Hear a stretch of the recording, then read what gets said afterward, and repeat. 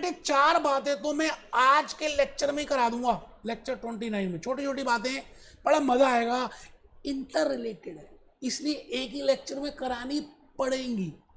और next lecture में मैं बेटे ये फाइनेंशियल मार्केट्स की बातें बताऊंगा, टाइप्स ऑफ फाइनेंशियल मार्केट्स की बातें बताऊंगा। और उसके बाद लास्ट लेक्चर में मैं बेटे market efficiency, weak form, strong form, semi strong, anomalies सब डिस्कस करूंगा। यकीन मानिए वेरी इंपॉर्टेंट आने वाले 3 लेक्चर्स 29, 30, 31। आज हम 29 कर रहे हैं, फिर 30, फिर 31, तीनों लेक्चर्स बड़े इंपॉर्टेंट है। चलिए जी स्टार्ट करते हैं। मैं आपसे एक बात कहता हूं, अपनों से अपनी सी बात। बेटे एक घर बनाना होता है ना, तो क्या लगता है क्या क्या एक्टिविटीज की जरूरत होती होगी, या किन किन लोगों की जरूरत पड़ती होगी एक घर को बनाने के लिए? मेरे को लगता है जी, आप थोड़ा सा अगर जज करें, विजुलाइज करें, सोचें that what are the activities और what are the persons who will be involved in construction of a house, तो बेटे आपको सबसे पहले आर्किटेक्ट की जरूरत होती होगी। उसके बाद आर्किटेक्ट के बाद आपको आयरन परचेज करना है, ब्रिक्स परचेज करनी है, रॉ मटेरियल खरीदना है, एक डेवलपर की जरूरत पड़ती होगी जो आपका मकान बनाएगा। आफ्टर दैट इंटीरियर डेकोरेटर की जरूरत पड़ती होगी। उसके बाद प्लम्बर की, इलेक्ट्रीशियन की। बेटे कितने सारे लोग इन्वॉल्व होंगे तब जाकर एक घर बनेगा। मैं अगर आपसे दूसरी बात पूछूं, अगर आपको इसमें इंटरेस्ट इसमें आएगा, बेटे एक लड़का है और एक लड़की है, इन दोनों के आपस में मैरिज करनी है, एक मैरिज इवेंट है। आप बताइए बेटे, मैरिज इवेंट में आप बड़े सारे मैरिजेस में गए होंगे, खाया पिया होगा और आ गए होंगे, बट आप लॉजिकली कभी सोचना कि उस मैरिज इवेंट में जिसमें आपने दबा के खाया, उस इवेंट में क्या क्या एक्टिविटीज रही होंगी और कितने महीने पहले काम शुरू हो चुका होगा, और डिफरेंट पर्संस कौन कौन से इन्वॉल्व होंगे। बेटे आप हैरान रह जाएंगे, huge work is involve in those marriage events. तो मैं आज, आप तो खाना खा के आ जाते हैं, आप अगर कंपनी के स्टॉक्स लेते हैं तो आगे आ जाते हैं, but the point is if that company is coming with a bond issue, if that company is coming with a preferred stock issue, if that company is coming with a common stock issue, बेटे कितने महीने पहले काम शुरू हो जाता है। Secretaries, ACCAs, chartered accountants, CPAs, CFAs, huge people they are involved.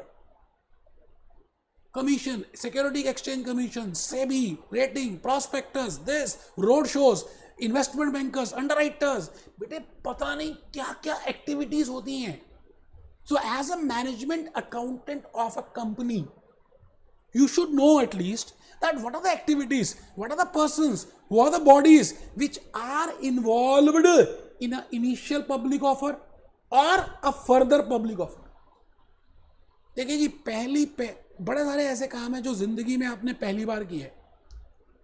तैरना, स्विमिंग करना पहली बार सीखा, साइकिल चलाना पहली बार सीखा, मोटर कार चलाना पहली बार सीखा, और पहली बार आपको एक लड़की से प्यार भी हुआ होगा। आंख मटक्का तू मेरी मैं तेरा, बेटे फर्स्ट लव, फर्स्ट टाइम, बड़े सारे काम आपने पहली बार किए। तो जब एक कंपनी पहली बार अपने स्टॉक को पब्लिक में इशू करती है और कहती है कि तू मेरे डॉक्यूमेंट्स ले लो, इसके बदले में मैं तुम्हें एक फाइनेंशियल इंस्ट्रूमेंट दूंगी और तुम मुझे पैसे दे देना, बेटे that is initial public offer. उसके बाद जितनी बार भी कोका कोला इशू लेकर आएगी, बेटे उसको फॉलो ऑन ऑफर्स बोलते हैं, तो इसलिए ज्यादा घबराना नहीं है। मेरी बात आप समझ रहे हैं? अच्छा एक चीज बताओ, किसान फार्मर ने पहली बार सब्जियां, मैंगोस अपने पेड़ों से उगाए, उसने मैंगोस तोड़े और मार्केट लेके चला गया। पहली बार उसने एक पर्टिकुलर डीलर को वो सारे मैंगो सेल कर दिए। तो मैं कहूंगा जब पहली बार फार्मर ने वो मैंगोस पेड़ से तोड़े और डीलर को दे दिए, तो उसको बोलते हैं प्राइमरी मार्केट। अब डीलर आगे क्या करेगा, उन्हीं आमों को आगे डिस्ट्रीब्यूट कर देगा, आगे सबको दे देगा, आगे बेच देगा, छोटे छोटे वेजिटेबल वेंडर्स को दे देगा, उसको बोलते हैं सेकेंडरी मार्केट। बेटे देखो एग्जाम्पल्स के थ्रू मैं बता रहा हूँ और ये पेपर्स में आ रहे हैं बार बार। You should know what is the meaning of IPO, you should know what is the meaning of follow on offer, you should know what is the meaning of primary market, you should know what is the meaning of secondary market. So first time जब Coca Cola अपने securities market में issue करेगी पहली बार, तो उसको primary market बोलते हैं। और प्राइमरी मार्केट के बाद जब बार बार वही वाले शेयर्स आपस में ट्रेड हो रहे हैं, रामलाल मोहनलाल को दे रहा है, मोहनलाल बंटी को दे रहा है, बंटी बबली को दे रहा है, आपस में they are purchasing and selling, purchasing and selling, that is secondary market and that can be done only through stock exchange. और बेटे स्टॉक एक्सचेंज जब पैदा हुई थी, स्टार्टिंग हुआ था, तो फिजिकल एक्सचेंज हुआ करती थी, फिर डीलर एक्सचेंज आई, आजकल इलेक्ट्रॉनिक नेटवर्किंग एक्सचेंजेस आ गई हैं। सब डिस्कस करेंगे। आप रजिस्टर ओपन करो ना बेटे, कर लो बेटा, कर लो बेटे, बड़ी प्यारी प्यारी बातें बताऊंगा। आओ जी, फर्स्ट पॉइंट आप अपने रजिस्टर में लेक्चर 29 में लिख रहे हैं, initial public offer, IPO, from first issue to common shares to the public. पहली बार, पहला प्यार, फर्स्ट लव, मैं यहां लिख रहा हूं जी, आपको याद रहेगा। पहली बार लड़के ने भी पहली बार प्यार किया और लड़की ने भी फर्स्ट टाइम किया, इसको बोलते हैं फर्स्ट लव। सेकंड मैरिज की बात नहीं कर रहा, आई एम टॉकिंग ऑफ, मैं फर्स्ट मैरिज की बात भी नहीं कर रहा, फर्स्ट लव। आपने कॉलेज में, अपने कॉलेज में क्लासमेट को देखा, उसने भी आपको देखा, उसने भी पहली बार आपको अच्छा लगा आप उसने भी आपको लाइक किया, आपने भी पहले लाइक किया, इससे पहले ना आपने कभी लाइक किया ना उसने कभी लाइक किया, it is named as first love. Similarly first issue of common shares to the public, benefits to a company. अब आप ये बताइए, अगर एक कंपनी पब्लिक इशू लेकर आती है, कोका कोला अपने शेयर्स लेकर आती है और लोगों को देती है, मैंगो पीपल को देती है, तो अल्टीमेटली क्या होगा, कोका कोला की ब्रांड वैल्यू बढ़ जाएगी, कोका कोला की शेयर्स की लिक्विडिटी बढ़ जाएगी, कोका कोला के पास फंड्स आ जाएंगे, इन्वेस्टर्स फंड्स इन्वेस्ट कर देंगे, कल इसकी ईपीएस इंक्रीज हो सकती है। It means there are huge benefits when a company is coming with a public offer. तो आप सभी आराम से फर्स्ट पॉइंट लिखें, initial public offering IPO, first issue of common shares to the public, benefits to a company giving IPO, liquidity बढ़ेगी बेटा, उसके पैसे आ जाएंगे, market value will increase, cheaper cost, when my brand value is there, when there is a less risk involved, I can raise funds with cheaper cost, because there is huge transparency, my financial statements are transparent, my information is transparent, I am complying with the laws, तो ultimately मेरे cost decrease हो जाएगी, because मेरी brand value बढ़ रही है, Coca Cola का brand value बढ़ रहा है। तो आईपीओ है क्या, ये समझना है, आईपीओ के बेनिफिट्स क्या होंगे, ये भी समझना है। आइए जी, प्रोसेस ऑफ गोइंग आईपीओ। अब एक बात समझिए, जैसे मैंने अभी बताया आपको कि मैरिज के प्रोसेस को अगर आप देखें तो 6 महीने पीछे से जाकर सारी एक्टिविटीज देखें तो पता चलेगा मैरिज करना आसान काम नहीं है, आप तो खा पी के आ गए। इसी तरह से public offer, whether it is IPO और whether it is FPO, it is very expensive, it is very costly, it is very cumbersome, there are huge formalities, there are huge compliances। तो बेटा वो सब as a management accountant, as a CMA USA आपको पता होने चाहिए, MCQs में आ सकते हैं और आपके ऐसे टाइप क्वेश्चंस में भी आ सकते हैं। तो मैं आपसे ये कह रहा हूँ, there are huge benefits when a company is going for a public offer, IPO, whether it is IPO और whether it is a further public offer. एक ही बात है, थोड़ी सी फॉर्मेलिटीज एफपीओ में कम होती हैं बट 90% सेम है। तो मैंने कहा जी, एक बार आप आए, पहली बार आए तो आईपीओ, उसके बाद कभी भी आए तो उसको हम कहेंगे फॉलो ऑन ऑफर। फिर मैंने बताया फार्मर पहली बार आम तोड़ के डीलर को देता है तो it is primary market, dealer आगे वेजिटेबल ओनर्स को देते हैं, मतलब वेजिटेबल वेंडर्स को देते हैं, it is a secondary market. तो मैंने वही लिखा है, offering can be through primary market और through secondary market, but route पहली बार तो प्राइमरी से ही होके गुजरेगा। मतलब फार्मर को पहले आम उगाने पड़ेंगे तभी जाकर मिलेंगे लोगों को। तो मैंने लिखा है जी ऑफरिंग, आप लिखें प्राइमरी और सेकेंडरी when shares are first offered to the public, जब शेयर्स पहली बार ऑफर्ड किए जाते हैं किसको बेटे, पब्लिक को, those that is named as primary market. तो एग्जांपल में लिख लें आप, मैंने अभी बड़ा प्यारा सा एग्जांपल दिया है फार्मर, बस इतना लिख लेंगे ना बेटे तो आपको समझ आ जाएगा।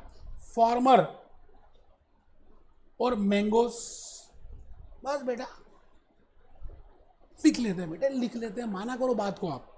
चलो जी, अब आपको जैसे मैंने बताया कि whether it is a marriage event, whether it is a construction of a house, there are so many people involved in that. Similarly, for a public offer, for an initial public offer or for a further public offer, बेटे एक investment banker है जो बड़ा important role play करता है। बेटे investment banker आप मान कर चल लीजिए प्रॉपर्टी डीलर जैसे है, एक बायर है एक सेलर है, बीच में डीलर है, ये इन दोनों को मिलवाता है, इसको भी समझाता है इसको भी समझाता है और अपनी कमीशन थोड़ी सी ले लेता है।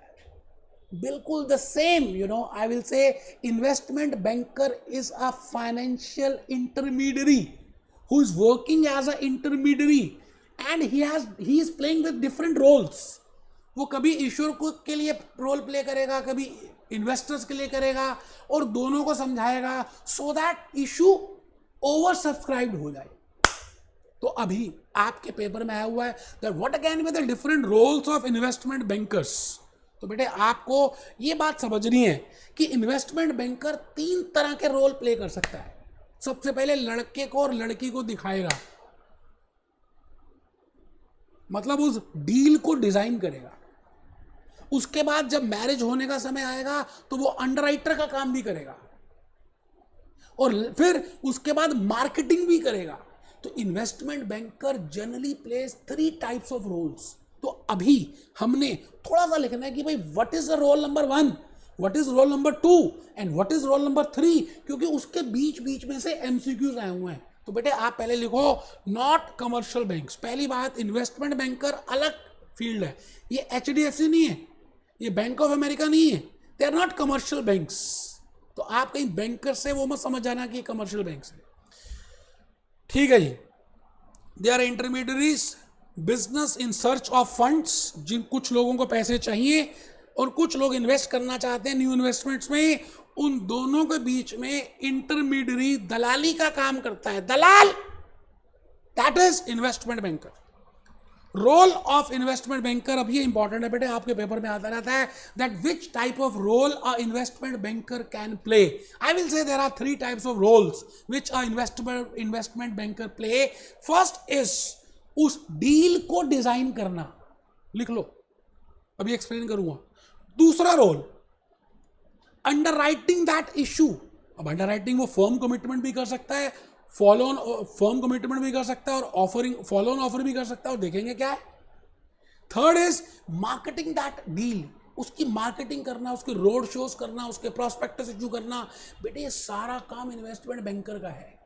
इन्वेस्टमेंट बैंकर कोका कोला को यह समझाएगा that if it is a case of bond issue that this much should be the interest, because आपकी क्रेडिट रेटिंग इतनी है, आपकी मैच्योरिटी ये होनी चाहिए, this much should be the offer price, this is the best time for issue. ये सभी बातों का कौन समझाएगा? Investment banker. किस रोल में? Designing the deal. तो बेटे नेक्स्ट पेज में आ जाइए और लिखिए role number 1, designing the deal in relation to features of securities. Investment banker will design the deal in relation to features of securities कि how much should be the interest rates, how much should be the offer price। ये सारी बातों की guidance कौन देने वाला है? Investment banker. किसको दे रहा है? कंपनी को। In assisting the company with preparation of registration. बेटे सिक्योरिटीज एक्सचेंज कमीशन यूएसए में आपको रजिस्ट्रेशन डॉक्यूमेंट सबमिट कराना पड़ेगा। उसको बनाने में, उसको सबमिट करने में investment banker will help the issuer that please prepare that document, submit to that, because उसके बाद ही एक कंपनी, एक इशूअर अपने शेयर्स को इशू कर सकता है। तो the first step is registration agreement को कंप्लीट करना and to submit to Security Exchange Commission. And for that investment banker will help, जिसमें रजिस्ट्रेशन डॉक्यूमेंट में क्या क्या लिखा होगा कि जो फंड्स आएंगे उसको कैसे यूज करेंगे, कंपनी की हिस्ट्री क्या है, कंपनी की मैनेजमेंट में कौन कौन है, who are the issuer management, all that information is being given by issuer to SEC, that is security exchange commission, through a document. उसको बोलते हैं बेटा registration document. It helps in getting shelf registration. अब भाई आपको 100 करोड़ का issue लाना है, अभी नहीं लेकर आ रहा, तो एक ही बारी में आप पहले से ही रजिस्ट्रेशन करा लेते हो, चक्कर खत्म कि बार बार क्या जाना है SEC के पास. उसको बोलते हैं बेटे शेल्फ रजिस्ट्रेशन. ठीक है जी. रोल नंबर 2, अब ये इंपॉर्टेंट रोल है, पेपर में बार बार पूछ रहे हैं जी, आप मेरी बात को ध्यान से सुनना. अंडरराइटर. अंडरराइटर कौन होता है कि भाई होलसेल में कोका कोला से ये शेयर्स खरीद लेगा इन्वेस्टमेंट बैंकर, सस्ते में खरीद लेगा. जैसे there is a wholesale market, there is a retail market. तो बेटे होलसेल मार्केट से आप कुछ सामान खरीदते हैं और रिटेल मार्केट में बेचते हैं, तो दोनों के प्राइस में डिफरेंस होता है ना. ऑफर प्राइस कुछ अलग होता है, बिड प्राइस कुछ अलग होता है, आस्क प्राइस कुछ अलग होता है. So the difference between these two prices, उसका वो दैट इज प्रॉफिट. तो investment banker will also play a role of underwriters. वो कंपनी इश्योर को कहता है आप टेंशन मत लो, मैं सारे शेयर्स आपके खरीद लूंगा और मैं आपको फर्म कमिटमेंट देता हूं कि अगर नहीं लिए पब्लिक ने तो मैं ले लूंगा, बट आप मुझे बताओ मुझे किस प्राइस में दोगे. जैसे ही वो ले लेता है फिर वो पब्लिक में हायर प्राइस में सेल करने की कोशिश करता है. बेटा this is the role of underwriters. अब अंडरराइटर 2 तरह के एग्रीमेंट कर सकता है इश्यूर के साथ. एक एग्रीमेंट ये है कि भाई मैं सारे रिस्क लूंगा, नहीं बिका तो मैं लूंगा, ये करूंगा. दूसरा, I will not take any risk, I will market it. अगर बिक गए तो पैसे आपको मिल जाएंगे, नहीं बिके तो मैं नहीं लेने वाला. It means the rate, the commission, the fee which will be there in case of firm commitment ज्यादा होगी, क्योंकि रिस्क ज्यादा ले रहा है अंडरराइटर. तो बेटा वो लिख लीजिए, अंडरराइटिंग द इशू में investment bank can assume all risk, can assume all risk, can assume all risk. That is named as firm commitment. Paper में आया हुआ है. What is the meaning of firm commitment? It means firm का मतलब confirm. Investment bank can act as an agent and only market the issue, best effort issue. जैसे वो risk नहीं ले रहा. It means the commission in case of best effort issue will be less. And the fees will be more in case of firm commitment because he is taking all risk. तो आपको पता होना चाहिए first firm commitment क्या है और best effort क्या है. ठीक है जी. तो अभी हम कर रहे हैं रोल नंबर 3. ठीक है. Original investment banker will be lead manager in a syndicate. बेटे कई बार ऐसा होता है इन्वेस्टमेंट बैंकर छोटे छोटे लोगों को भी, छोटे छोटे बैंक्स को भी, इन्वेस्टमेंट बैंक्स को भी, उनको भी इन्वॉल्व कर लेता है क्योंकि डील बहुत बड़ी है. तो जब एक से ज्यादा इन्वेस्टमेंट बैंकर्स इन्वॉल्व हो जाते हैं उस डील में, तो उसको हम कहते हैं सिंडिकेट डील. उसमें जो लीड मैनेजर होता है, वो तो बेटे ओरिजिनल इन्वेस्टमेंट बैंकर जिसके पास पहली बार ये डील आई थी, that will person will be lead manager. और अल्टीमेटली फिर ये फीस आपस में बांट लेते हैं. और जो डिफरेंस होता है किसका, ऑफर प्राइस का और sale price to the public, that is underwriting spread.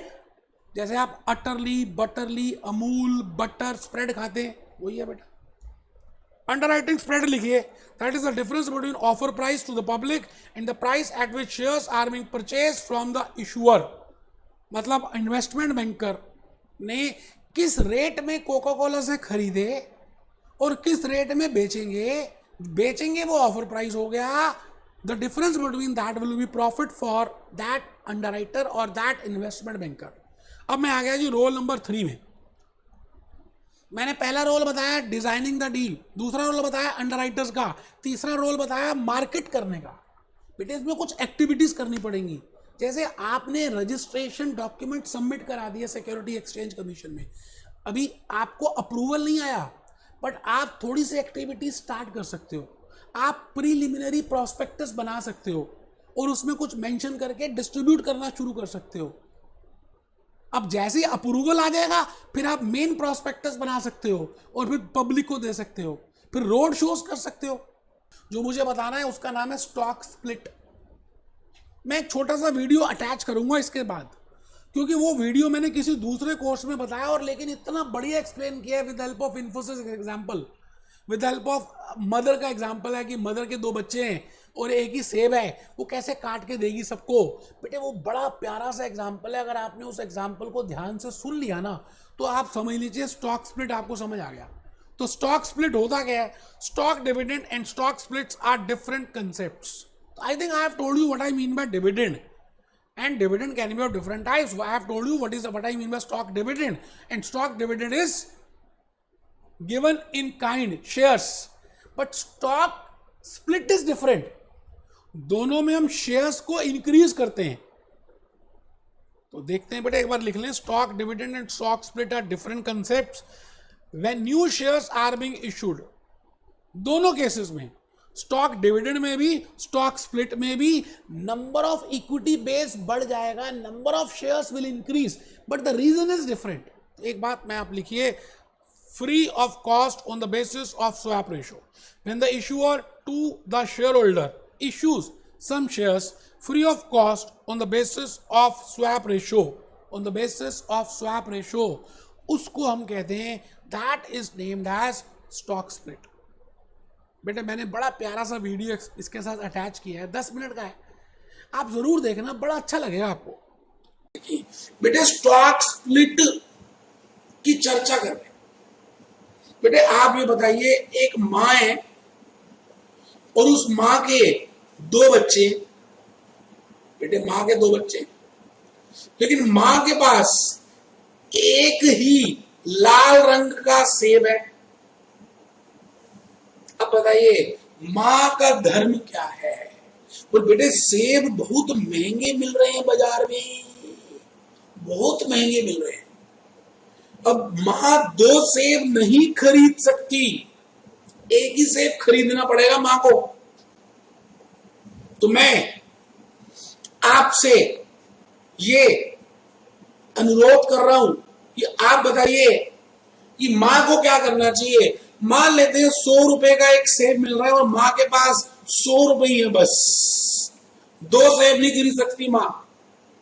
तो बेटे एक ऑप्शन यह है कि सेब लेते ही नहीं, हद कर दी, और दूसरी सेब लेकर आधा इसको काट दे और आधा इसको दे दे और आधा इस बच्चे को दे दे।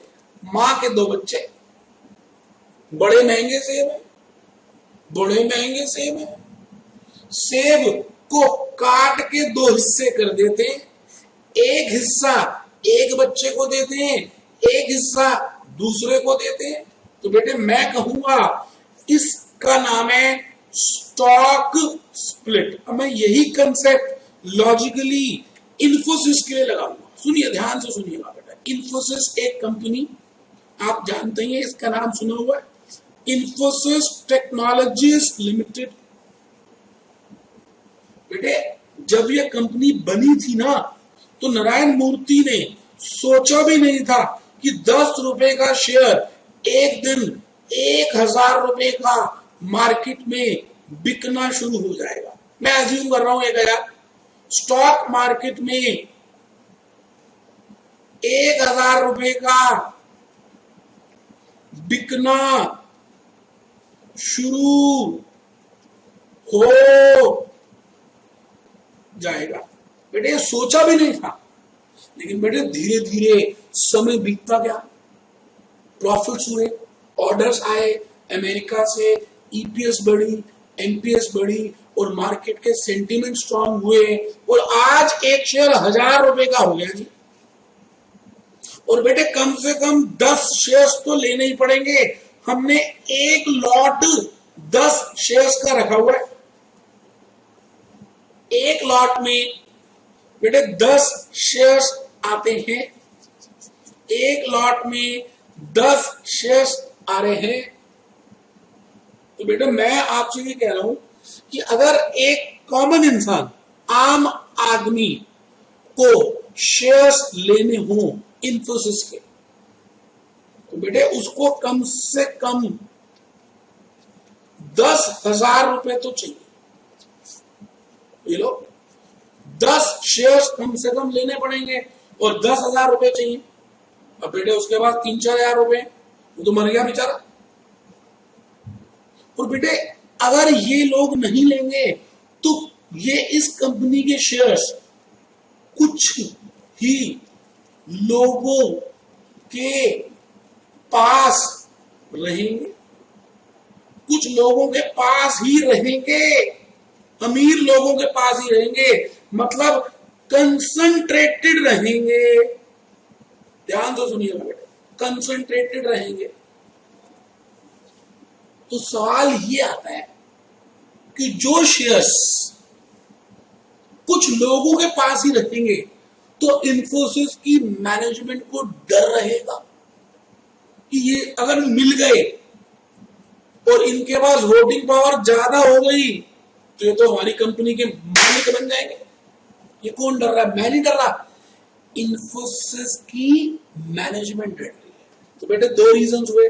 एक रीजन कि कंट्रोल कंसंट्रेटेड कुछ लोगों के पास ना रहे। दूसरा, आम आदमी, किसान, फार्मर, रिक्शे वाला, इस आम आदमी को भी हमारी कंपनी के शेयर्स मिल सके, इतने सस्ते हो जाएंगे। तो बेटे जब शेयर्स दुनिया लेगी और हमारे शेयर्स बिके होंगे तो बेटे don't put all eggs in one basket. एक बास्केट में हम अंडे नहीं रखेंगे। तो बेटे इन्फोसिस के लिए भी अच्छा, इकोनॉमी के लिए भी अच्छा, इन्वेस्टर्स के लिए भी अच्छा। तो कंपनीज एक्ट 2013 में एक नया सेक्शन आ गया, पहले भी था, मैं तो जान के 2013 कह रहा हूं। उसमें एक शेयर को डिवाइड करने की प्रावधान आ गई, प्रोविजन आ गई। प्रोविजन आ गई किस चीज की प्रोविजन? कि हम एक शेयर को अब हिस्सों में डिवाइड कर सकते। जैसे एक शेयर 10 रुपए का है और इसकी मार्केट प्राइस 1,000 रुपए की है, तो अब हम क्या करेंगे? इन्फोसिस क्या करेगी? हवन करेगी। इन्फोसिस इस 10 रुपए के सर्टिफिकेट को ले लेगी और इसके 10 या 5 हिस्से कर देगी, 2-2 रुपए के, 2-2 रुपए के 5 हिस्से कर देगी। कौन कर देगी? इन्फोसिस। मतलब एक बड़े तरबूज, आपके घर में तरबूज आता होगा, तो तरबूज जब आता है तो सब घर के सदस्य बैठ जाते हैं, रात को पानी में डाल देते हैं तरबूज को, क्योंकि अगले दिन खाना है। तो बेटे उस तरबूज के हिस्से कर देते हैं। अब एक तरबूज नहीं खा पा रहा कोई, तो बेटे हिस्से खा लेगा, थोड़े थोड़े हिस्से दे देंगे। अब तो फिर मार्केट में इसकी बुक वैल्यू, मार्केट प्राइस भी कम हो जाएगी और सभी लोग खा पाएंगे। बेटे अभी भी मैं जानता हूं दिल्ली के अंदर कुछ ऐसे एरियाज हैं पुरानी दिल्ली में जहां पर तरबूज पर प्लेट सिस्टम देते हैं। पूरा बड़ा तरबूज काट देते हैं, प्लेटों में काट काट के देते हैं, प्लेटों में डाल डाल के देते हैं। तो बेटे तरबूज को स्प्लिट तो कर रहे हैं, क्योंकि बड़ा तरबूज सबको अफोर्ड नहीं कर सकते सब। तो हमने क्या किया? उस तरबूज को, उस स्टॉक को स्प्लिट कर दिया। तो बेटे मैं भूपेश आनंद आज आपके सामने कंपनीज एक्ट 2013 के स्टॉक स्प्लिट के ऊपर कुछ बातें कह रहा हूं। एक आध कंसेप्ट लिख लें तो बेटा बहुत ही बढ़िया रहेगा, अच्छा लगेगा बेटे मेरे को।